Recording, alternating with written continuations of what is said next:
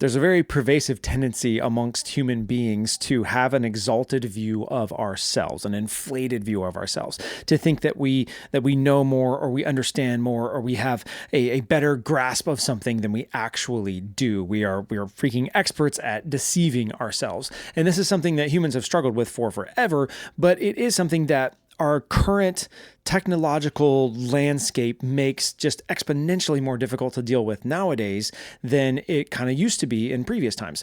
And that's one of the things I want to talk about in this video, right? Is this idea of we think we are wise when in actuality we are fools, right? This is one of the worst places you could possibly be in. I love what John Bevere, one of my favorite authors, says all the time. He says the problem with deceit is that you don't know that you're deceived, right? The problem, if you're deceived, the problem that you have is that you think something is true when it actually isn't true, right? Which is never the case. It's never a place that you want to be in. You don't want to believe that your understanding or your ability or your skills at any one particular thing are actually way better than in reality they are, right? Because then when you come crashing back down to reality, you have a lot of problems and it's really not great. So we always want to try to steer away from having an inflated view of ourselves and instead have a correct view of ourselves and our ability and our understanding. And again, this is not something that ever comes naturally to human beings, but there is one particular factor about modern life that makes this exponentially harder than I think it's ever been for anybody. And this is a factor that stems from a really good thing, right? Which is that because we have the internet, because we have access to anyone in the entire world, and because everyone in the entire world has the ability to have a platform and to share their message, what we have on a good side is we have unlimited access to really good takes and really good understandings and really good viewpoints and really good arguments and really good everything, right? All the wisdom in the world we have access to in one form or another because of the age that we live in, right?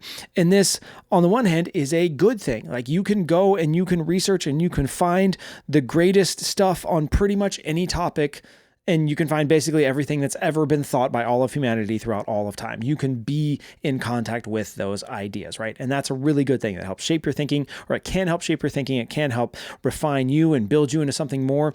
And it can be a really, really amazing force for good in your life.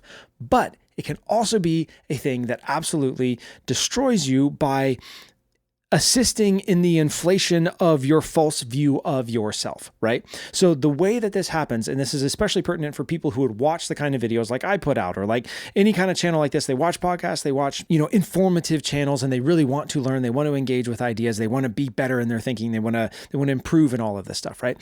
What can happen if you are this type of person is that you can spend so much time listening to other people's great ideas and listening to other people's wisdom and listening to other people's understanding that you can start to buy into the idea that it is your understanding and your wisdom and your viewpoints, and that you have the grasp of these things in the same way that the people who you look up to and admire and listen to do, right? And for 99% of us, that is not the case, right? So we listen to somebody like Charlie Kirk who can just debate out the wazoo, and we think because we listen to him a lot and because we're used to hearing him, that if we had to debate somebody the way that he did, we would be able to answer the way that he could, right? Or we listen to somebody, like Ryan Holiday talk, and his understanding of books and understanding of, the current times and whatever, and we're like, man, because I listen to him, like I know everything that he knows, right? And what you find is when your knowledge and your understanding is put to the test, you will find out very quickly if you actually understand these things and you actually hold these things and these things are actually internal and inside of you, or if you have just been exposing yourself to them a bunch, but they don't actually have any purchase inside of your soul yet and inside of your mind yet, and they haven't actually transformed you yet. And the way that you find this out is if you try to explain them, right? So there's kind of two different things I want to talk about here. One is trying to explain the side of the argument that you agree with, right? Whatever it is, right? There's kind of a side of the topic that you agree with, and there's a side of the topic that you don't agree with. So if we know that those are the two sides, I want to give you a way to tell if you are properly integrated the understanding of both of these sides for any whatever topic it is, right? So if you're going to argue the side of the argument that you hold, that you agree with, right? The way that you can tell if you actually have a proper understanding and proper grasp of the topic is twofold. One, you can explain it to someone who is at a lower level than you, right? Someone younger than you, someone with less understanding than you, someone with less context than you, any of that. It's basically, can you dumb it down and simplify it in a way that someone who's at a lower level than you can understand, right? That's one side.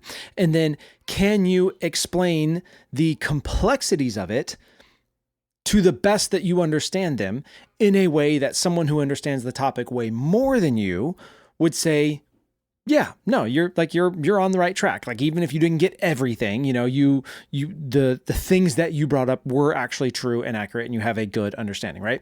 That is how you test your knowledge in the positive side of the argument of whatever topic it is. Like, I believe that capitalism is better than socialism, right? You would make the arguments for capitalism, and you would try to dumb those down in a way that you could teach them to someone who doesn't know anything, right? That's one form of confirming that you actually understand it well. And then explaining them to someone who is way more familiar with this topic, who would then go, yeah, like, I would add some context and whatever, but you're on the right track, kid, right? So that's how you test the pro side of the argument. Whatever side of the argument or the topic that you're for, that's how you test your understanding of that. The way that you test your understanding of the cons side of the argument, though, this is the thing that basically nobody does, right? A bunch of us don't even do the first thing, right? We don't ever take the time to try to teach this thing to someone else. And we definitely don't ever take the time to try to confirm with people who know way more than us that our understanding of it is correct, right?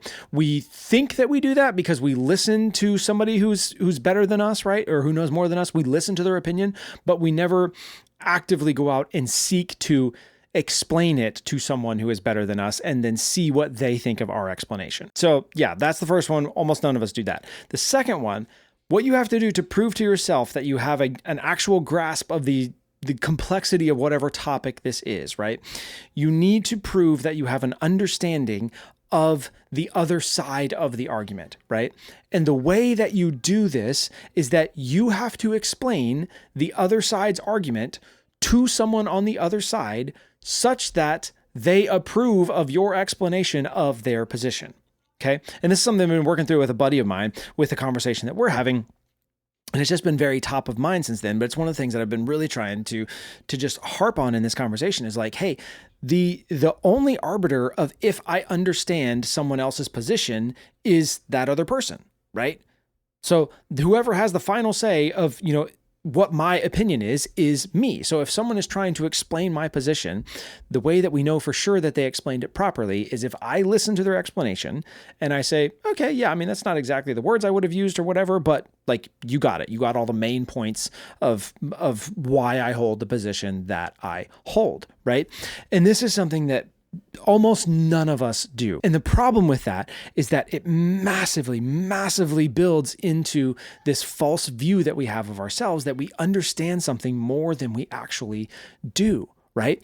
And so as you're working through stuff, as you're studying through stuff, as you're thinking about stuff, as you're working through life and talking with people about all these things, take some time to step back and look at the important topics of your life, whatever they are, and the things that you think you know and that you think you understand, that you think you have firm convictions of.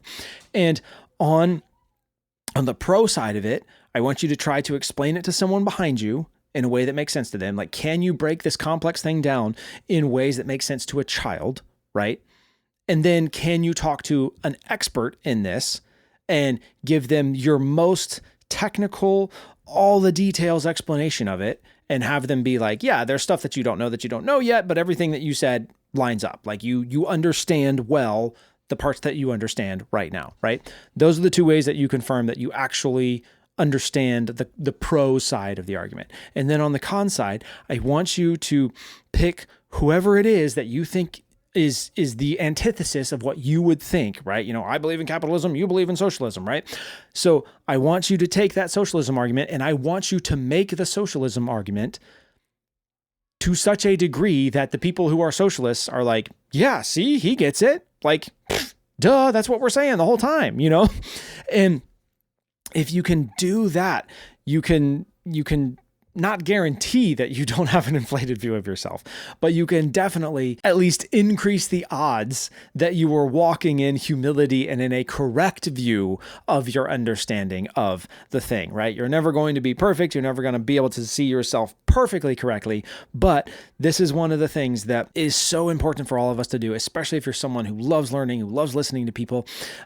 Just don't allow your listening and your learning and your researching to feed into a situation where you think you know more than you actually do. Test your knowledge, test your understanding, test your ability to communicate these things, right? So that you make sure that you don't become puffed up in your own mind and start thinking that you are so wise when really you're just a fool who thinks that he's wise, right? Because that's the worst thing you could possibly be. Trust me, I know from experience, you don't want to be that. So, yeah, I think that's all I got for this one. Don't be a fool who thinks you're wise.